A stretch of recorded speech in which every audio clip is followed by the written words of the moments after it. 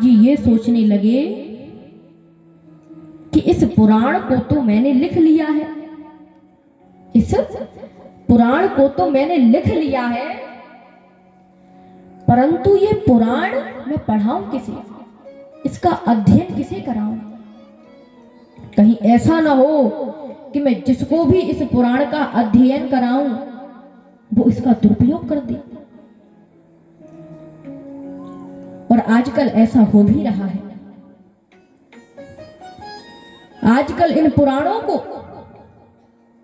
अशास्त्रीय नाच गानों के माध्यम से मनोरंजन का साधन बना दिया गया है।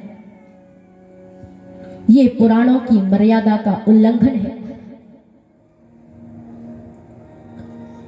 वेद व्यास जी को भी इसी बात का डर था कि मैं जिसको भी इस पुराण का अध्ययन कराऊं, जिसको भी मैं ये पुराण पढ़ाऊं, कहीं वो इस पुराण का उल्लंघन ना कर दे। यही चिंता थी वेद व्यास जी को। इसीलिए सोच रहे हैं कि आखिर मैं इस पुराण को पढ़ाऊं तो पढ़ाऊं किसे, किसे अध्ययन कराऊं इस पुराण का। तब तो वेद व्यास जी महाराज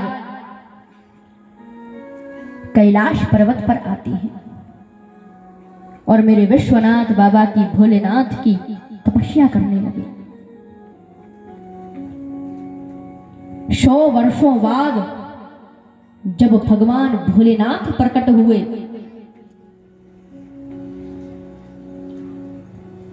तब भोलेनाथ वेद व्यास जी से कहते हैं कि हे व्यास जी, मैं आपसे अति प्रसन्न हूं।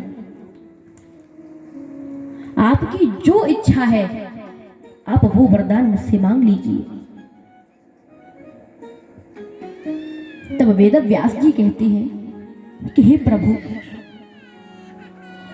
मैंने श्रीमद् भागवत महापुराण को लिखा है, परंतु मेरे को यह समझ नहीं आ रहा है कि पुराण को तो मैंने लिख लिया है, लेकिन इस पुराण का अध्ययन किसे कराऊं, इस पुराण को मैं किसे पढ़ाऊं। और एक बात कहूं प्रभु, मुझे तो इस पुराण को आपसे अच्छा पढ़ाने का अधिकारी कोई दिखाई ही नहीं दे रहा है।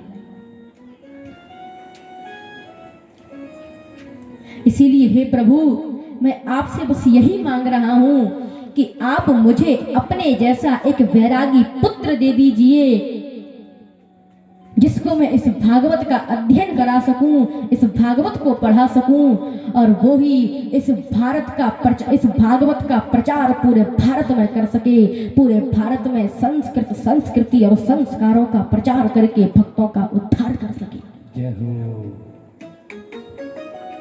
आप तो बस अपने जैसा एक वैरागी पुत्र मुझे दे दीजिए।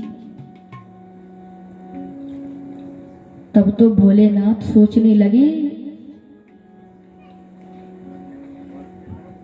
कि अगर मैं ही वेद व्यास जी का पुत्र बन जाऊं तो व्यास जी के मुख से श्रीमद् भागवत महापुराण में कृष्ण कथा श्रवण करने का मुझे अवसर मिलेगा। इसीलिए भोलेनाथ कहते हैं, हे व्यास जी, इस दुनिया में मेरे समान तो केवल मैं ही हूं, इसीलिए मैं ही आपका पुत्र बनकर जन्म लूंगा और मेरा नाम होगा शुकदेव। बोलिए शुकदेव जी महाराज की जय। जय श्री राधे श्याम।